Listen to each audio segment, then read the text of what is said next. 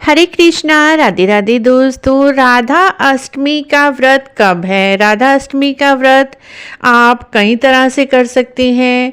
कम से कम 3 प्रकार बताए गए हैं। उन तीनों प्रकार से ही आप यदि व्रत करते हैं तो आपको व्रत का पूर्ण फल मिलता है। आप तीनों में से जो भी आपको सुविधाजनक लगे उसी तरह से राधा अष्टमी का व्रत रख सकते हैं। फ्रेंड, जन्माष्टमी हमने बड़े ही धूमधाम से मनाई, उसी तरह से राधा अष्टमी का व्रत भी यदि आपने जन्माष्टमी का व्रत किया है तो जरूर ही करें। इस बार 2024 में 11 सितंबर 2024 को राधा अष्टमी जी का व्रत किया जाएगा।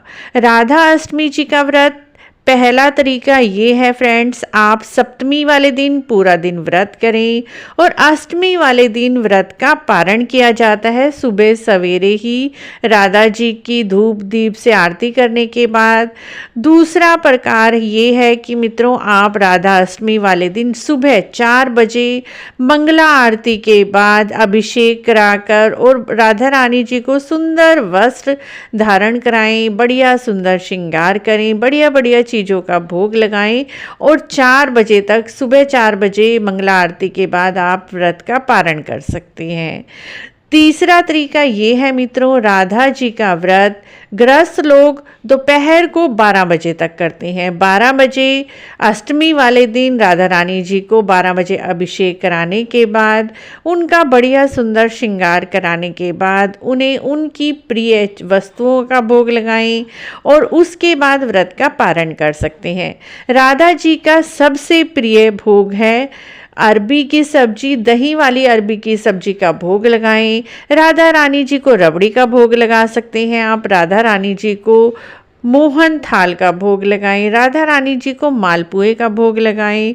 राधा जी को पंचामृत का भोग लगाएं। राधा जी को आप कड़ी चावल का भी भोग लगा सकते हैं।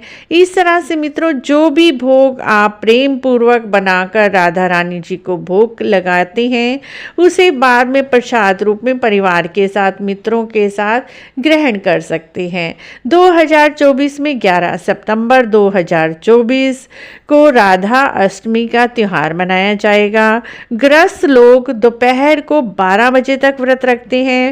व्रत 12 बजे रखने के बाद 12 बजे राधा रानी जी का आप अभिषेक कराने के बाद बढ़िया सुंदर श्रृंगार करें और आरती करें, भोग लगाएं और उसके बाद आप व्रत का पारण कर सकते हैं। फ्रेंड्स, हमने आपसे 3 विधियां शेयर की हैं। पहली विधि में सप्तमी को व्रत किया जाता है और अष्टमी की सुबह व्रत को खोला जाता है।